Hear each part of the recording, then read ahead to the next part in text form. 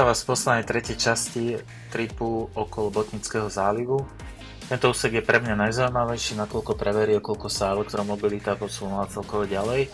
Konkrétne od Štokholmu alebo od Gavle padali moje rekordy.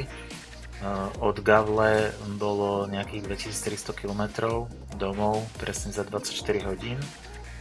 A od Štokholmu 2030 km za 21 hodín. Toto sú už časy, za ktoré sa ani spaľovák nemusí hanbiť. Od Štokholmu vedú domov už len diaľnice s minimálnymi rýchlosťami 120 km za hodinu. Aby som zbytočne nenaťahoval video, tak si možno už urobiť aj nejaký sumár z tohto tripu. Na začiatku ste videli 5555 km za 72 hodín, s tým, že čas jazdy tam bol 55,5 hodiny. Keď tento údaj porovnáme s tripom, ktorý sme išli s Nirom, Niro tento okruh spravilo za 62 hodín. Čas sme teda vylepšili až o 7 hodín.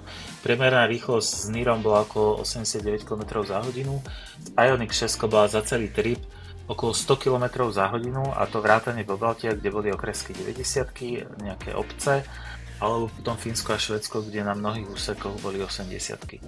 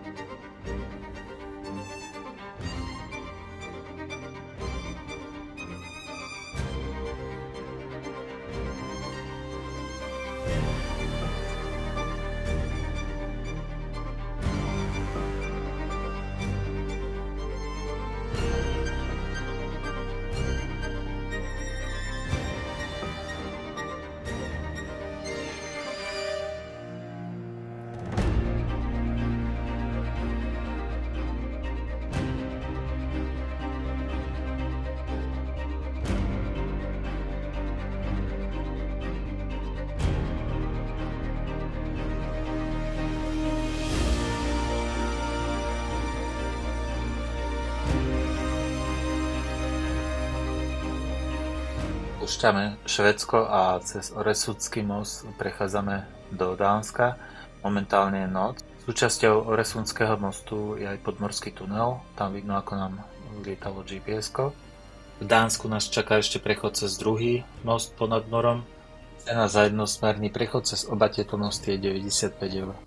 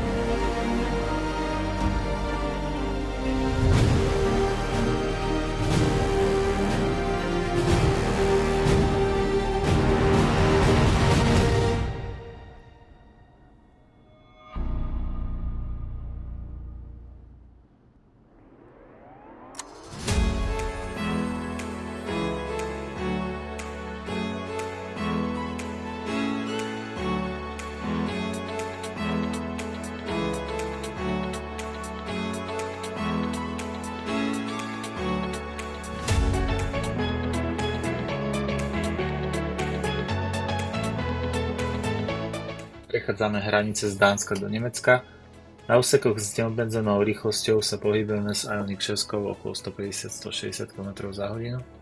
Neskôr však boli mnohé úseky, kde bola rýchlosť znižená na 80 alebo 100. Ak si porovnáme nabíjania, tak Niro nabíjalo tento trip 21 hodín a Ioniq 6 8 hodín 5 minút. Nutné podotknúť, že v tomto čase boli aj nabíjania, kedy bol čas a nabíjalo sa dlho doplná, takže aj tých 8 hodín by sa dalo zraziť ešte o nejakú 1,5 hodinu 2, ak by sa využilo nabíjanie a krivka od 10 do 80. Len je veľmi náročné 3 dní nepretržite šoférovať, takže túto trasu, ak by sme išli aj so spalovákom, tak by sme ju oveľa skôr nedali. Tým, že sa do testu neprihlásil žiadny spaľovák ani Tesla, respektíve iný elektromobil, tak môžeme čas porovnávať iba s predchádzajúcim prechodom z Kia e-Niro alebo potom s imaginárnym spaľovákom. Ak si túto trasu, ktorú sme išli, dáme do Google, tak dostaneme čas 64 hodín. Približne 5-6 hodín je nutných na trajekt a nejaké 2 hodiny bola rezerva. Tu vidno, ak porovnáme Google, 64 hodín versus reálny čas bol 55,5 hodiny, tak sa nám podarilo zraziť takmer 9 hodín. To sme dosiahli tým, že sme išli veľmi dynamicky, využívali sme výhody elektromobilu a konkrétne tejto štvorkolky a výkonu 325 koní.